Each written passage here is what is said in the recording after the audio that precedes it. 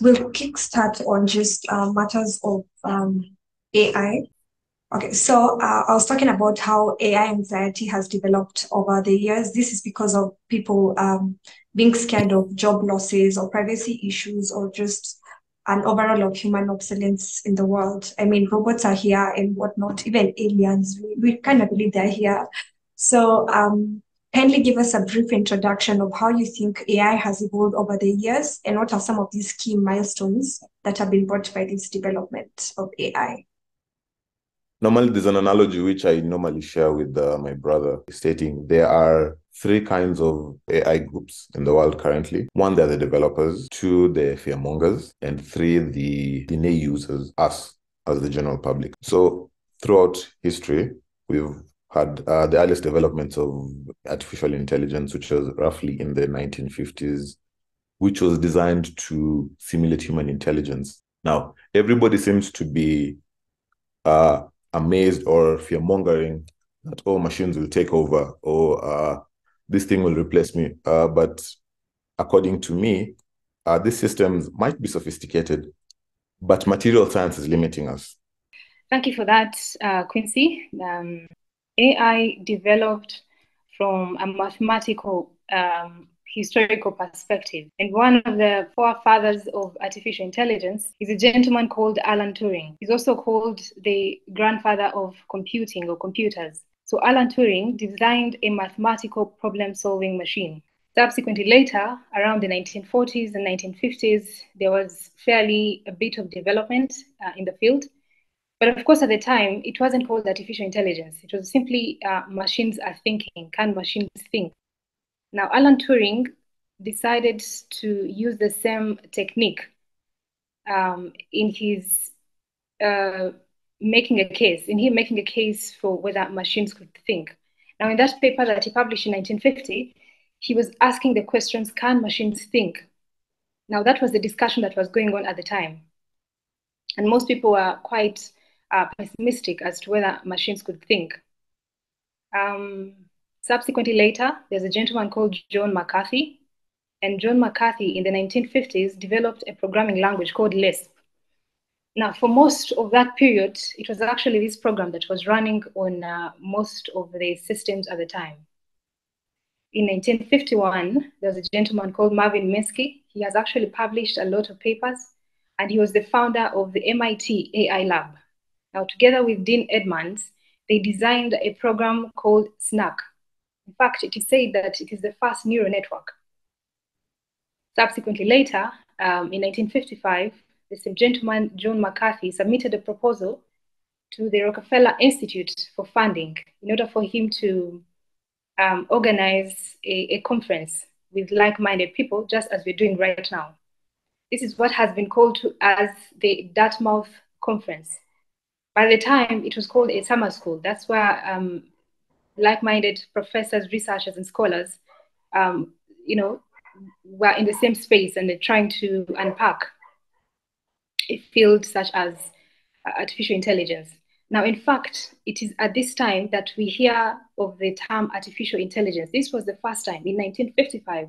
Now, we could see it continuously grow because in 1959, there's a gentleman called Arthur Samuel who developed the checkers game.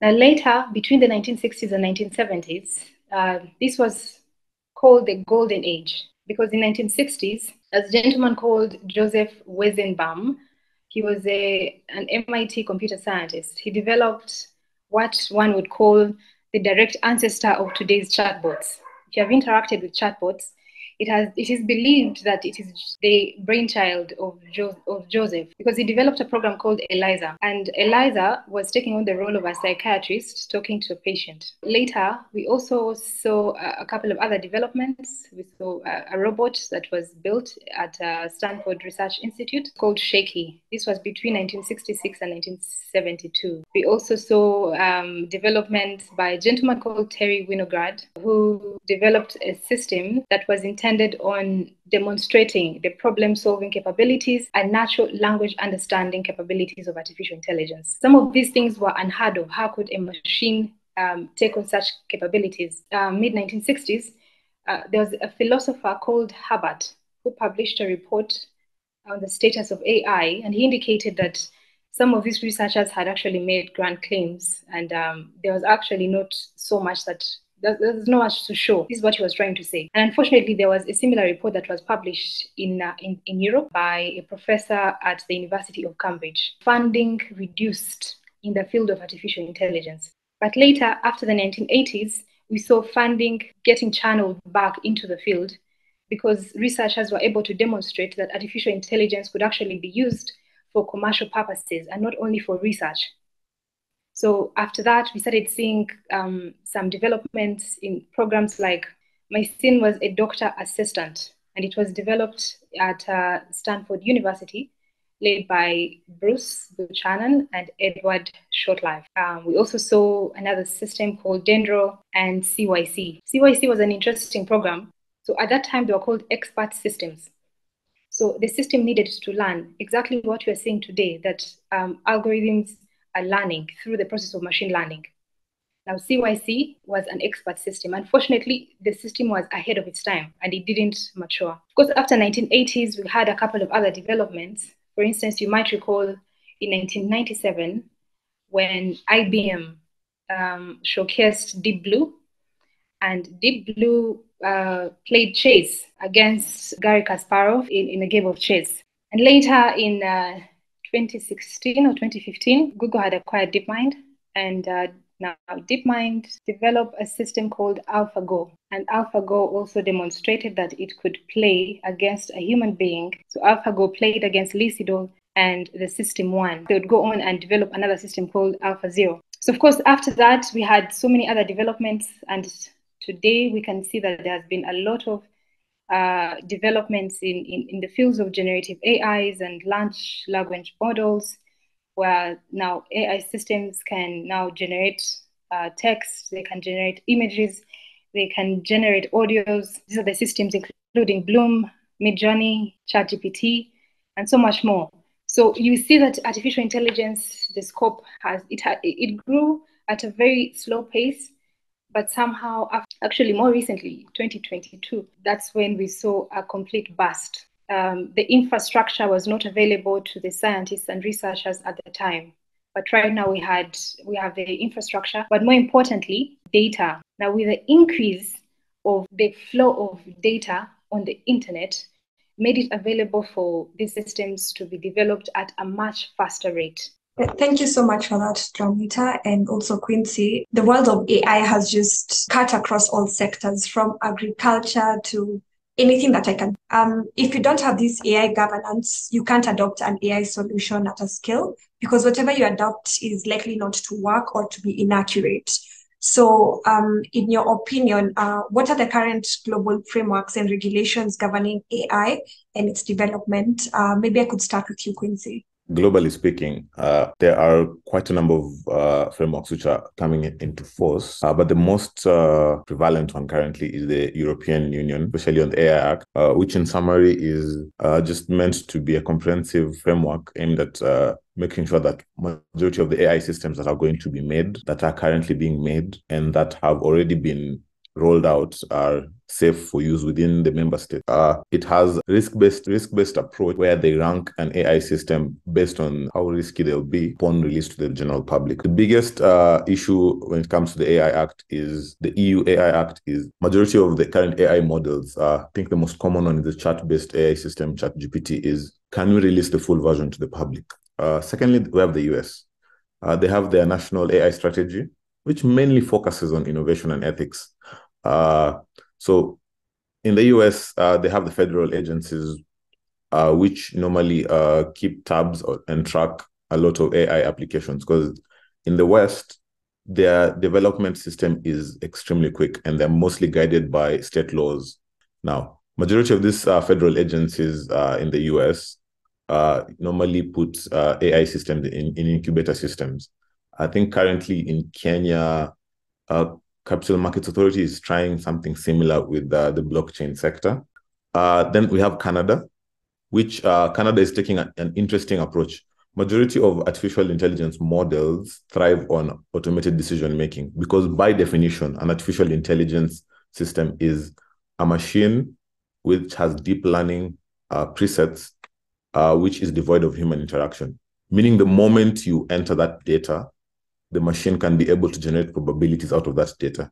So in Canada, instead of focusing on regulation of the AI system before it comes into effect, Canadians have sought to now focus on the decision-making of the machine. And they've resorted to now trying to find out and figure out whether during that processing, the machine fits within a prescribed criteria, making a major emphasis on fairness, transparency, and accountability in the system, which is majorly focuses on government agencies. A lot of private AI developers or private companies which are developing AI systems are still limited in terms of rolling out the systems to the general public in Canada. Now, I think that the biggest organ or the biggest regulator and framework now comes from the United Nations, which has something known as the United Nations Center for Artificial Intelligence and Robotics.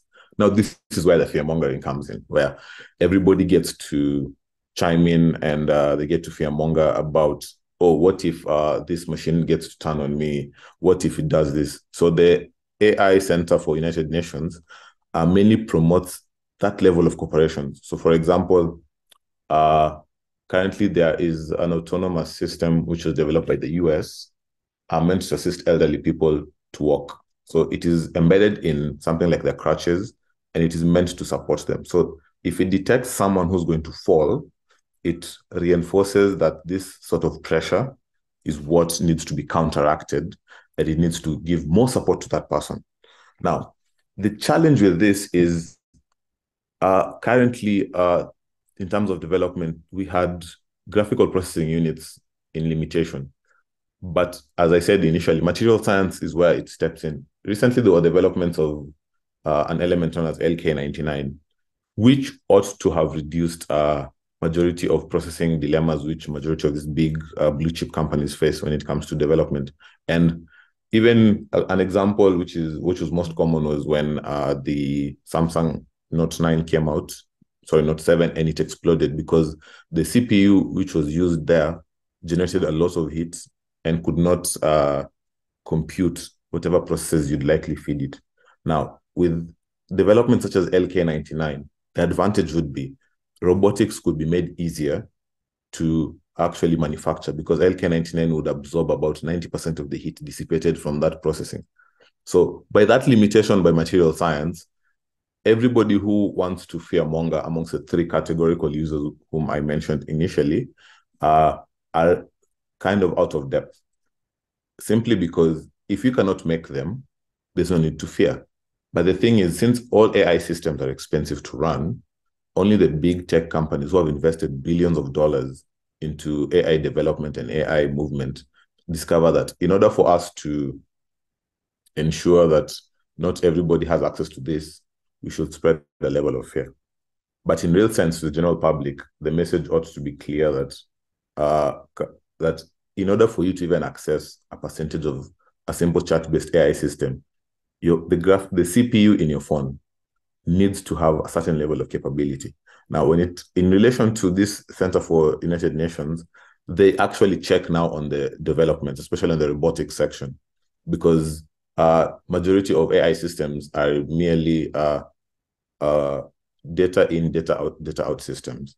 It's a GIGO system, which is based off of the CPU architecture. Now, majority of CPU architectures, if you take a look at your phones, your laptops, your mobile devices, they get limited because of one, heat generation, heat dissipation, and battery life.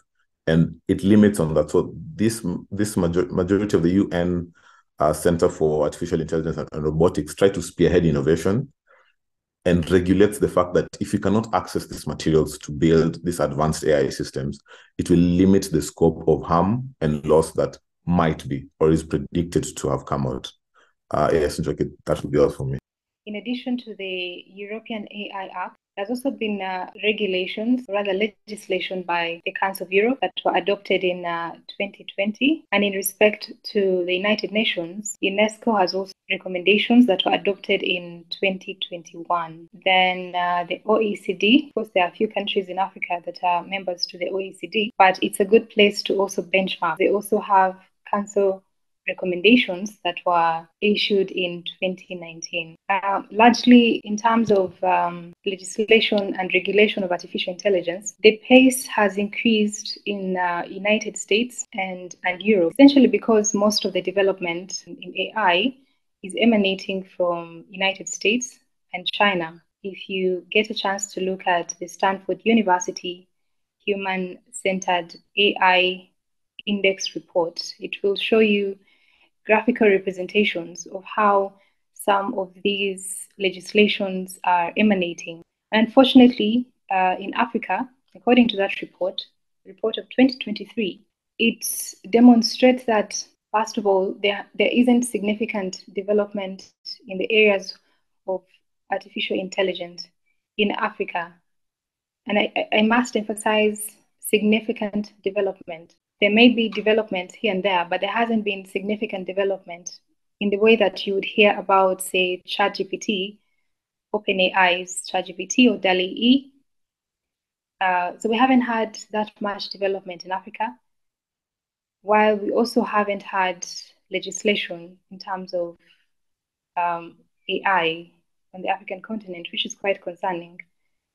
But definitely, as we go forward, there will definitely be more regulation in the field, especially as research goes into how AI is impacting the global south, especially Africa. But by and large, most regulation at state level, especially, the United States has quite a number of regulations in AI. So what do you think are some of the challenges in creating some of these legal frameworks here in Africa? We can't regulate something out of space. In other words, what I'm trying to say is you have to experience a challenge in order for you to regulate. The reason why there has been more regulations and regulatory discussions in the United States is because there's actual development and at a very high rate. Now, when these systems are developed, then problems begin to emerge. For example, there will be issues of discrimination, which are very clear, especially in terms of policing. You'll find that some of these systems are encouraging more policing in areas of the Black community. And so when you start experiencing some of these problems, then you are prompted to regulate. Now, that's why it's important for Africa to, first of all, conduct research. How is AI impacting people on the African continent? That's very important. And perhaps as we go on today's discussion, we'll unpack some of these things. Now, it's important to have some of those nuances. How is it affecting us and how can we regulate? But inevitably, at the bare minimum, there are certain things that may cut across globally. And that is why it may be important to have a global framework that sets the baseline of what can and cannot be done in the area of artificial intelligence. But we may need specific regulations that are regulating specific aspects of specific problems or specific challenges that are affecting specific areas, because AI reinforces historical injustices. It may also reinforce inequities and disparities that have existed over time. And so if countries' histories have developed differently, therefore, if it is going to reinforce those historical injustices, it will affect them differently depending on how history has evolved in different countries. That's number one. And number two, developing AI systems is also very expensive. The infrastructure of AI development is expensive, and I'm not sure that most of the African countries, especially in the private sector, have the significant funding that may be required. Again, I'm going to refer you to the Human-Centered AI Index report by the Stanford University. It also shows how much investment is required in developing some of these systems. So we may be disadvantaged in that front in terms of private sector investment in the fields of artificial intelligence. Just to build on what you've mentioned, Janita, I'll pose a question now to you, Quincy. Do you think now it should be an issue of us understanding AI, then formulating these regulations, or formulating as we go? Almost all lawyers know for a fact, you do not make a solution for a preempted problem simply because you will be casting your net wide. And it's a dangerous mode of trying to regulate, because even the safeguards that are meant to be beneficial for the general public in terms of use will now be curtailed by the claim for regulation. We ought to first understand, as users or as the general public, first, AI standardly. Second, we ought to figure out what are the criterions of usage. Thirdly, upon understanding these two, is now when we can stem to regulate. Because currently, as my let me say, as my motto stands with AI, we generally cannot start regulating something that we are still at the infancy stage. A good example is from the data protection realm. We borrow heavily as Kenya from the GDPR in Europe. There are still some areas of improvement, but a good example is, until recently, our data protection commissioner hadn't exactly given fines or given any penalties to any organization which went contrary to the Data Protection Act in Kenya, simply because we were still at the infancy stage. So as Africa currently, we are still grappling with the issue of data protection, understanding it, and privacy issues, which just tells you where now us as Africans, we can now look at the intersection between AI and data protection, simply because that is where now there are a lot of arguments. Almost everybody who claims to understand AI always looks at the negatives post fact, not pre fact. And as Africans, one, it is expensive. If you look at the different currencies which are there in the African continent, they simply do not match up to the dollar currently in terms of value. So when you look at majority of these AI-based platforms and AI-based companies which are now building these models, doing R&D, releasing them out to the public, majority of them operate from Europe and the West, the US, to be specific. When you come down now to their legal systems, they actually cater for this because they're at an advanced stage and they've already triggered and realized, oh, we faced this hurdle at this point. We need to find a way how to make sure that anybody who comes through this problem has got the following the following areas to try and work through in order for their system to work. Like generally, the challenges that we might face as a continent maybe would be our diverse cultures, because legal systems are not standard in Africa.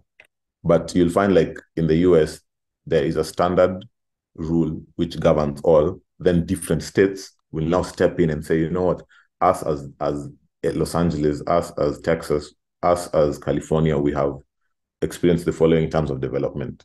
In short, you simply cannot tell a farmer to use certain types of fertilizer because it doesn't do well in their soil, based off of a study you picked up from a different region. They will simply rubbish it out because they mainly have not experienced the challenges which have been brought forth. I think the recent or the most obvious example which I can state from Kenya was the recent WorldCoin saga. And everybody was throwing buzzwords, not really understanding what happened. But a good friend of mine called Bill Okello, who's an expert on that entire topic, went on and actually sought to clarify this, like what's happening, how we can tackle it, and how to proceed from that from that henceforth. So as Africa, we still have a lot of developmental in terms of understanding, in terms of infrastructure, before we can actually now start developing AI laws and regulations. So this also goes to the question of now probably ethical challenges that are being caused by AI. So in your opinion, I'll start with you, Janita. What are some of these ethical implications of AI? Primarily, one of the concerns that has been raised with AI systems is discrimination. And there are very many reasons as to why that may happen. For instance, if at a basic statistical level, if the data that is collected, the sample data that is collected, is not representative of the population, inevitably the system is going to generate discriminatory output. Secondly, these systems also have a tendency to have outcomes of bias. bias has different kinds of harm, which could be in terms of allocative harm or representation harm. And by allocative harm, I refer to where an advantage is given to a specific group over another. That could result into bias. Secondly, there's an issue of deep fakes. I think most of us have probably seen the Pope wearing the fancy jacket. And most people could actually not tell whether that was the Pope. But it was such a brilliant image that it could easily pass for an individual, or rather, it could easily pass for the Pope. But also during the Ukrainian war with Russia, a time came when there was a deep fake also making its rounds about the president of Ukraine telling his troops to stand off. They can easily have such significant negative impact if they go on unchecked. Then also there's the issue of surveillance, creating an Orwellian society. If you've read the book by George Orwell, 1984, and this speaks very deeply to aspects of data protection and protecting human beings. That's why it's important that when these entities are building AI systems, they're human-centered. You shouldn't feel that you're being watched. And that's why the European Union AI Act is very specific on some of these things, where it considers remote biometric recognition systems. They are considered high risk. And lastly, is the issue of data scraping. Most of these systems, especially in the era of generative AI models, they're scraping so much data off the internet. And so when we see some of these instances, then we have to look at data protection and ascertain whether we need to reconsider the aspect of protecting what is called public data. If you look at some of the regulations, there's usually a statement that unless the data subject has made the data public. But now this is providing an opportunity for some of these companies to scrape a lot of information off the internet. Then the issue of psychological influence of the systems, how these systems are influencing our democracy and how we make decisions at governance level.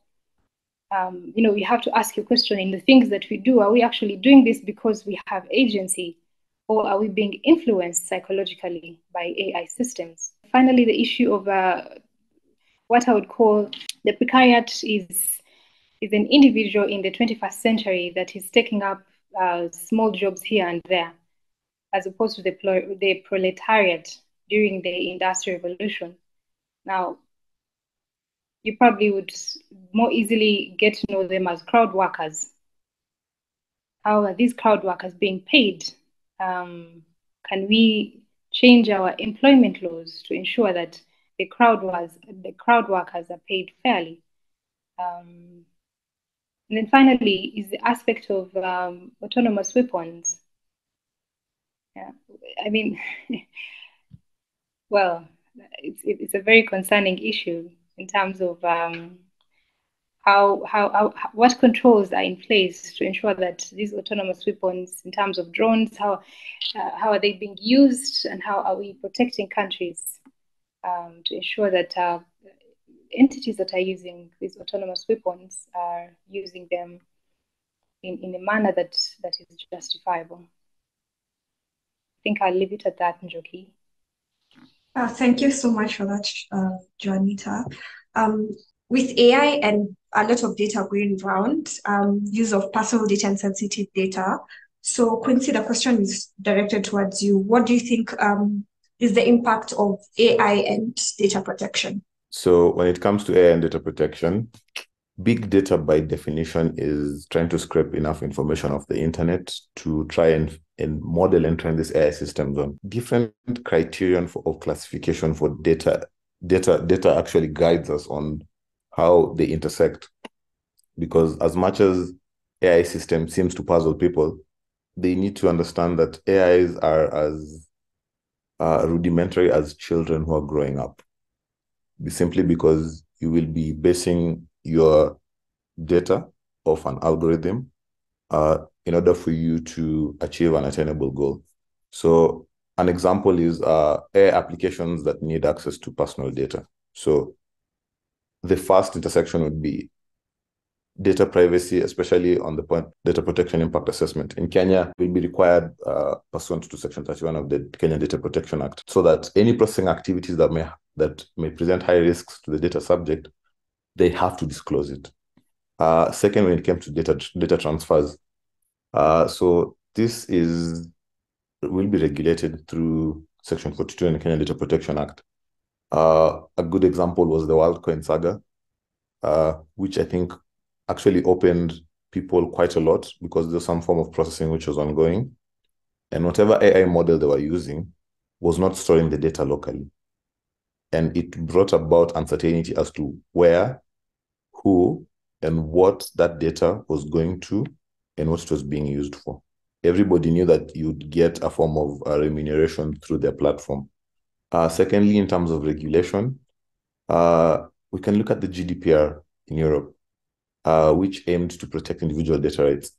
As much as we are still in the infancy stage of AI development, we need to be alive to the fact that whenever you give access to a data system or an AI system to your personal data, it can learn.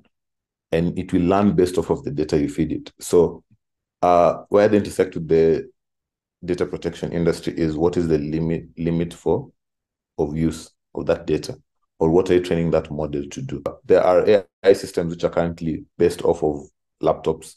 It can read your general data in your machine and actually give you feedback at all times. A good example is if you look at the new Bing search, it is giving Google a run for their money simply because they open sourced it and they got to learn the idiosyncrasies, and they eventually learned about all the bugs that they could.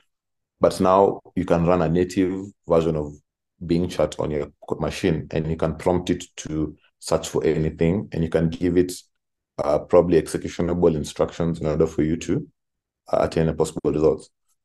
Secondly, there's the ethical use, which is equally a big topic, as my other co-host has said, which is biased based on the data which is used to train it.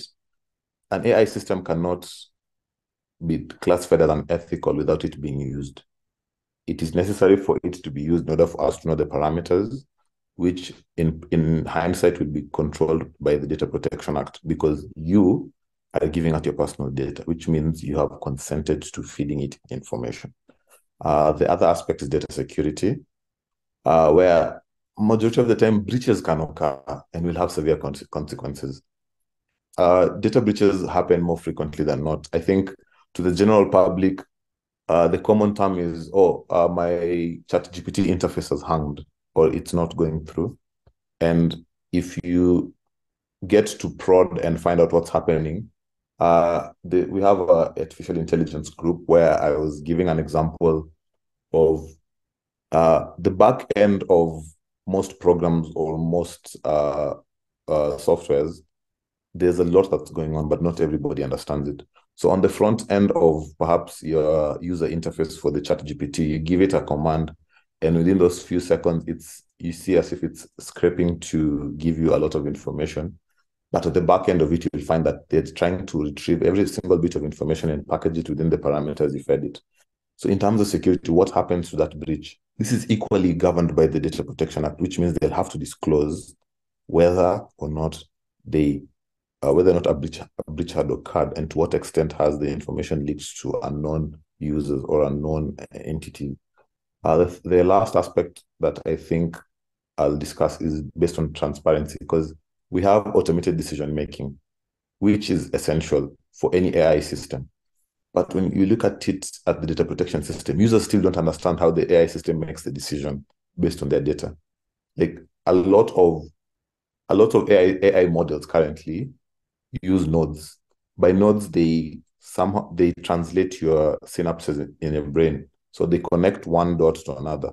It's like a probability model where you're told the probability of you getting from Nairobi to Mombasa is 6 hours, and it's dependent on the following challenges. So those challenges are what are probable. Now, an AI system, when it comes to transparency, is it's beyond human comprehension, simply because we can only see to about a limited number of probability. Hence, even chess players can only say about, like the grandmaster chess player can only say about 6 to 8 moves ahead. But an AI system can do an unlimited number of probability, hence the whole idea of transparency. And this leads to putting them into black boxes to run those simulations. Now, these simulations will be based off of the data fed, which in hence will be governed by the data protection on the principal limitation for purpose. That will be all from Njoki. So how do you think we can best mitigate this biasness in AI algorithms to allow for data protection principles like fairness? And then, I mean, should we be looking at an aspect of probably privacy by design and default? I don't know, more impact assessments. What would be your opinion in trying to mitigate this biasness? I'll start with you, Janita. It's important to identify where this bias comes from. One of the instances where bias may emanate from is actually within the company itself that is developing some of these systems. Mitigating bias, it's quite a touchy subject because bias comes in different forms. One is on the point of feeding the data. Two is on the basis of algorithmic bias. And three is on the basis of user bias. So one thing I'll summarize it around 6 points. We need to have diverse data, meaning you curate the diverse data and representative data sets that are accurately reflecting the demographics and characteristics of an AI system. Whenever you feed an AI system, the classical example, when Sam Altman were creating OpenAI, they initially were just creating a chat-based system.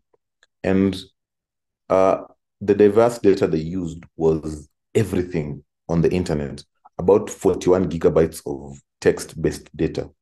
So the danger of this was a lot of this data set was taken without consent. And see, even though we are trying to scamper and try to cover the whole aspect of the risks to the use of AI, it's simple enough to say that we're still not yet there or at that juncture where we can be able to say that this AI system independently or autonomously caused this harm through its either algorithmic bias, data bias, or user bias. The second point is bias detection. Whenever any developer codes an AI system, their intention is to assist human nature.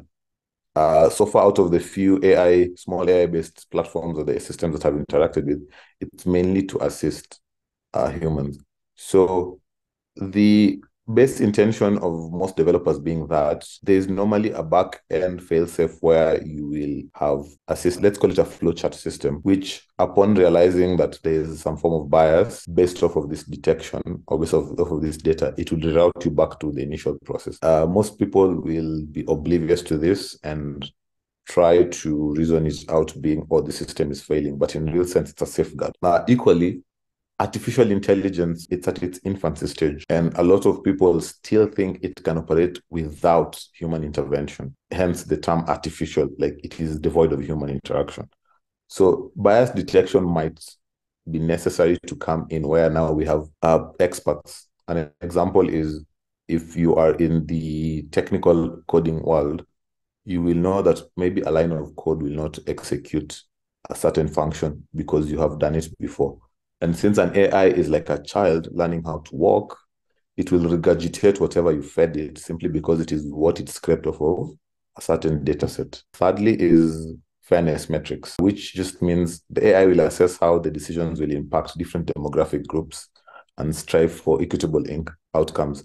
Now, this is now down to algorithmic bias. If the intended developer programs a certain AI system to have certain parameters, it is simply to give the baseline function. By baseline function, I mean out of the core intention of that AI system, there are some basic guidelines which the AI system will not break. A lot of people will claim that, oh, an AI system is biased towards a certain gender, towards a certain group. But if you have ever interacted with people in the development world, they will simply tell you they did not consider that simply because as at the time they were making it, they did not expect such a huge impact or a huge following in terms of the data system and the data set which they fed it to be noticed by the general public. These metrics can always be amended. That's now where I believe through regulation, because the regulation now will make sure that these developers have to make informed decisions. They can't just be oblivious to the facts and claim ignorance. Algorithmic transparency is another point, which in general will provide like a clear explanation for the decisions. This in turn helps identify and address bias more effectively. Most people are averse to sharing their lines of code, which they use to program such AI systems. But a lot, if not majority of people who open source their programs will tell you that in a short span, they will have discovered a lot of bugs and a lot of biasness that was geared towards in the initial code from general criterion acceptance. Then we have continuous monitoring. Whenever you incubate an artificial intelligence system, you will be required most of the time in the regulated sectors to put it in a form of black box, a sort of controlled environment with ideal specifications. And this will help the AI system not learn about any form of bias fast initially, because they will be using their initial lines of code, and those lines of code will be able to limit its parameters. So once you feed the AI system its parameters, it cannot execute beyond certain functions. Now, whenever this continuous monitoring happens and it meets the threshold of this incubation period, then it can be deemed now appropriate to be escalated to the next level of development, which in most cases for most developers is to release it to the general public and the outside community. Some bias mitigation techniques that I have seen, especially in the West, is that you will not release a data set like an AI system to the whole public. An example is when Spotify were releasing their playlist system to the general public, the first test subjects were their clusters. The clusters concluded about 16 groups of people within the organization. And the AI system, the deep learning system, would start learning patterns, recognizing certain genres. And when the accuracy levels increased to a minimum acceptable standard, it was considered that it was mitigated, and then they could release it to a larger data set. So this whole, to me, it's like a baby steps where you release AI systems gradually, and it learns gradually, but you also have to limit it. I mean, you cannot exactly tell a child to start driving immediately they're born, simply because they have not been trained and they do not know the risk they pose. Simply put, if you use the same analogy to AI systems, you cannot just release it to the general public and expect the public to know what they are supposed to do, to the AI system to know that, oh, this is a human. These are the parameters which have been fed. Thank you, Njoki. Like I mentioned earlier, AI systems have such a human implication that the developers must always be alive to that fact that their systems have an impact on human beings. And in doing so, it's important that they have governance structures in terms of accountability, in terms of responsibility, that will limit the outcome of some of these systems. Secondly, it's important for entities to also consider diversity when they are developing these systems. Who is developing the system?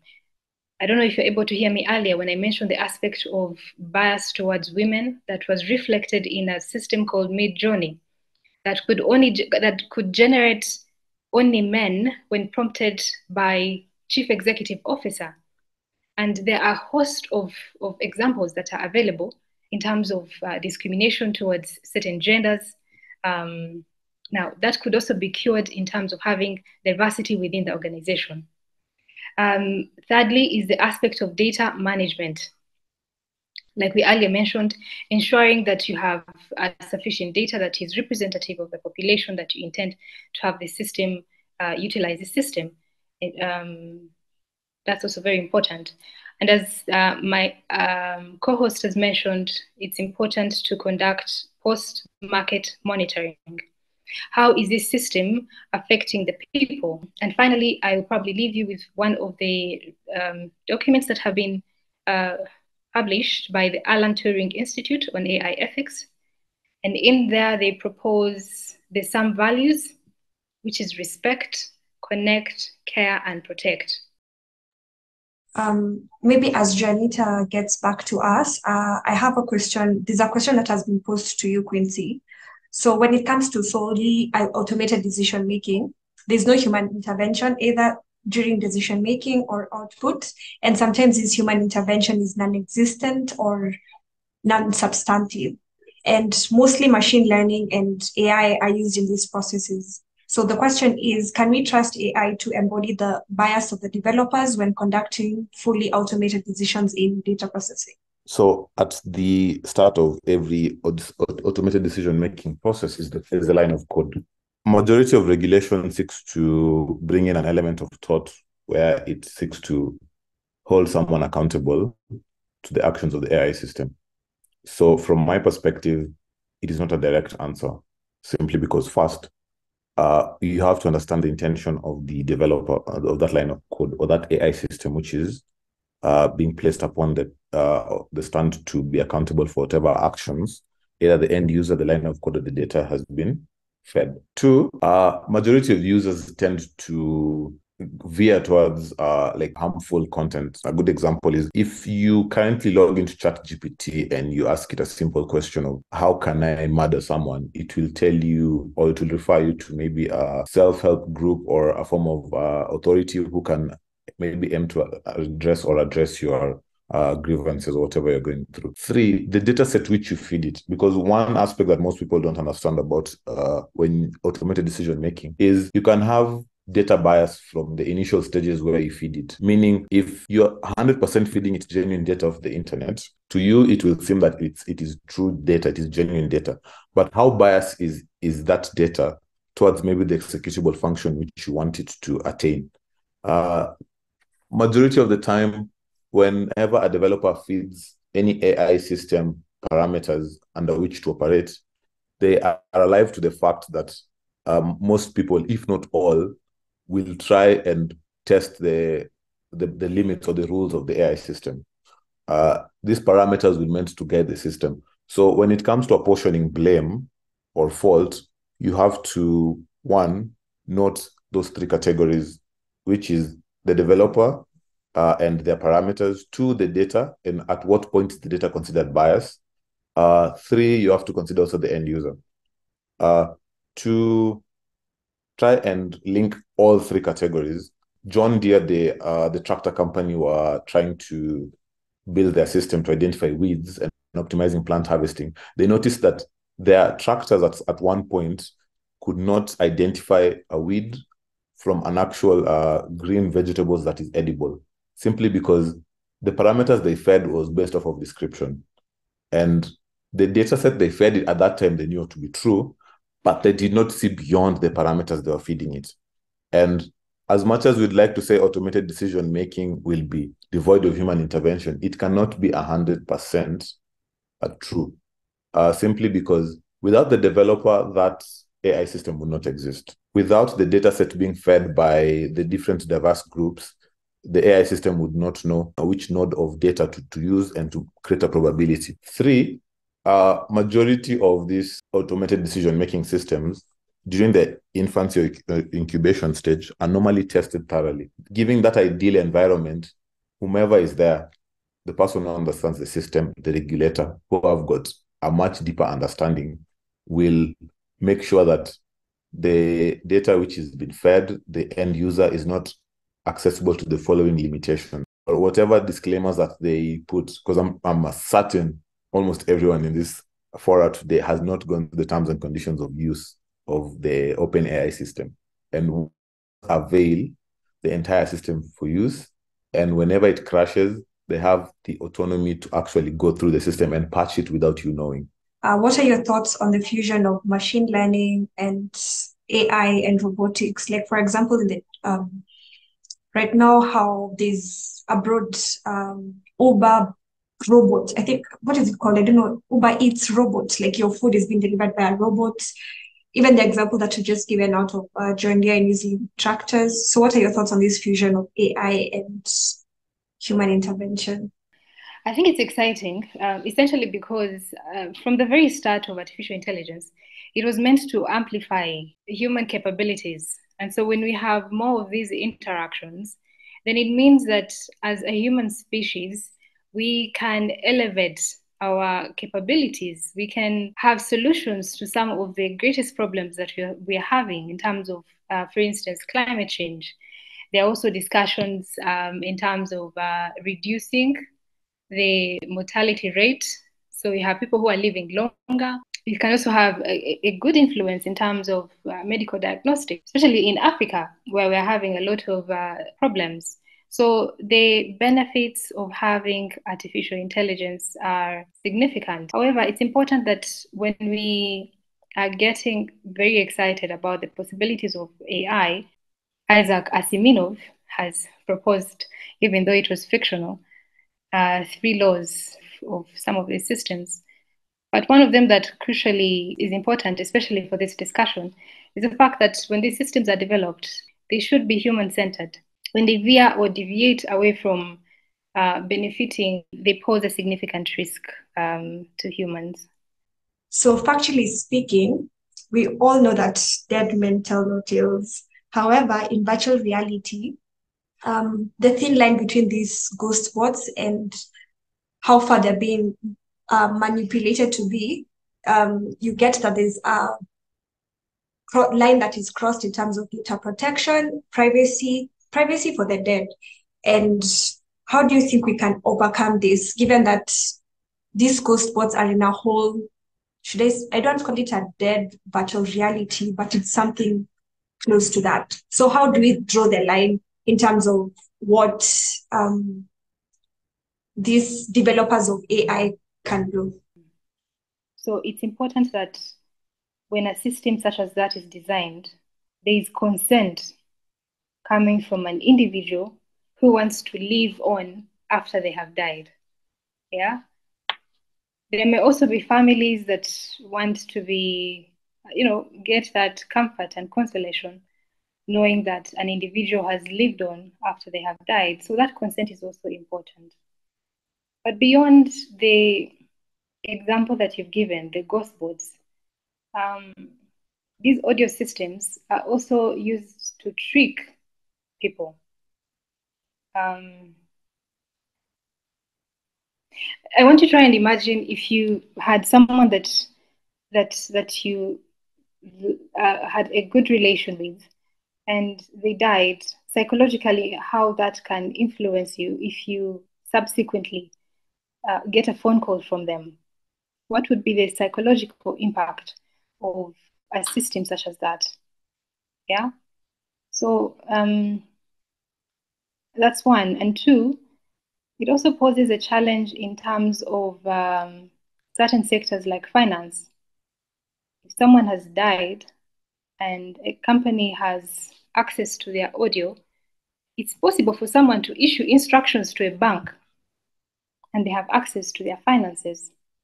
So it's a very sensitive area, and I think it's something that has to be regulated. And the AI companies have to be alive to the implications of developing systems such as that. There is a lot of development, yes, in the deepfake realm and in I call it human replication systems. There is a Russian who developed something known as stable diffusion. And there's DALI-E, which is on OpenAI, which tends to replicate this.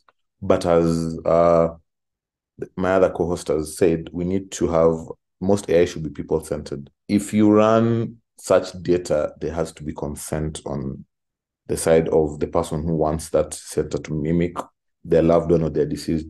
Currently, I still lay emphasis on the fact that it is extremely expensive to start rendering those kind of systems. They're very inaccurate.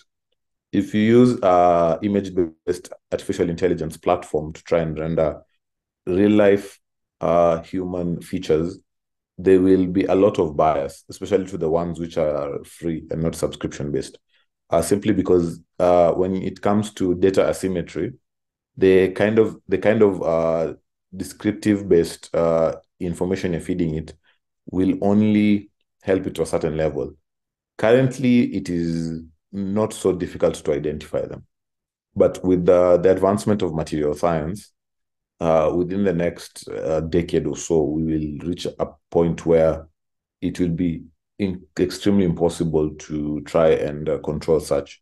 So for me, the countermeasure would be to create another artificial intelligence system which detects this particular deep fakes or this particular image-based processing platforms and informs one person or the truth or the watchdog organizations that this is artificially generated and it is not exactly a real person. Elon Musk has embedded an algorithm which, if there's a video that is circulating and it has been manipulated by any artificial intelligence system, there'll be a small disclaimer at the bottom of that post that indicates and tells you, oh, this is not real, it has been manipulated, and so any opinion it holds or any voice that it mimics should not be taken seriously by the general public.